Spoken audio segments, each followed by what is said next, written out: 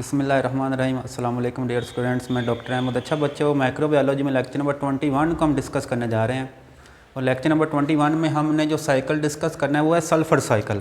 तो यहाँ पे हम सल्फ़र साइकिल की बात करते हैं कि वो कैसे सर्कुलेट कर रहा है पूरे इकोसिस्टम में। तो अब देखें, ये वाला जो सल्फ़र है ये भी ज़मीन के अंदर मौजूद होता है एलिमेंट की फॉर्म में। तो जैसे ही हम फॉसिल फ्यूल को जलाते हैं या ये जो वोल्केनो एक्टिविटीज़ होती हैं या आतिशबाज़ जो पहाड़ फटते हैं, तो इनके फटने से और फॉसिल फ्यूल के जलाने से ये वाला जो सल्फ़र है ये बाहर निकलता है। ठीक हो गया।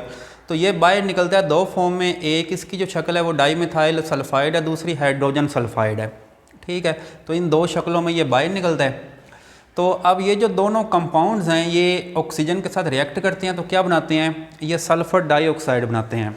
और सल्फ़र डाइऑक्साइड के साथ जब एक और ऑक्सीजन मिलता है तो ये बनते हैं सल्फ़र ट्राईऑक्साइड।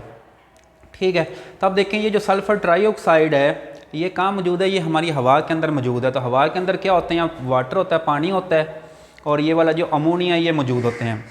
तो जैसे ही ये सल्फ़र ट्राईऑक्साइड वाटर के साथ मिलता है तो ये सल्फ्यूरिक एसिड बनाता है, और जब ये अमोनिया के साथ मिलता है तो क्या बनाता है, अमोनियम सल्फेट बनाता है। अब देखें ये दोनों एसिड्स हैं तो जो हवा के अंदर फ़ज़ा के अंदर मौजूद है। अब देखें जैसे ही बारिश होती है तो बारिश के पानी के साथ ये जो दोनों एसिड्स हैं ये ज़मीन के ऊपर आते हैं और क्या बनाते हैं, ये सल्फ़र साल्ट्स बनाते हैं। तो अब देखें जैसे ये सल्फ़र साल्ट्स बनते हैं तो इन सल्फ़र साल्ट्स को प्लांट्स यूज़ करते हैं, और प्लांट्स को जब एनिमल खाते हैं तो ये सल्फ़र कहाँ पर जाता है, एनिमल्स में आ जाता है। अब देखें जब प्लांट और एनिमल जब ये मरते हैं, ठीक है, तो इनका डिके का अमल शुरू होता है, वही डिकम्पोजिशन होती है, और डिकम्पोजिशन के रिज़ल्ट में इनसे क्या बनते हैं, इनसे हाइड्रोजन सल्फ़ाइड बनता है।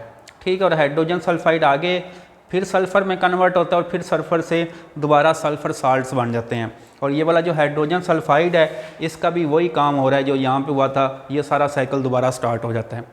ठीक है, तो ये हमारे पास सल्फ़र का साइकिल है जिसमें जो सल्फ़र है वो सर्कुलेट कर रही है पूरे इकोसिस्टम के अंदर। अच्छा बच्चों, ये था हमारा आज का लेक्चर। उम्मीद करता हूँ मेरा लेक्चर आपको बहुत अच्छे समझ आया होगा। अपनी दुआओं में याद रखिएगा। मिलते हैं नेक्स्ट लेक्चर के साथ। अल्लाह हाफिज़।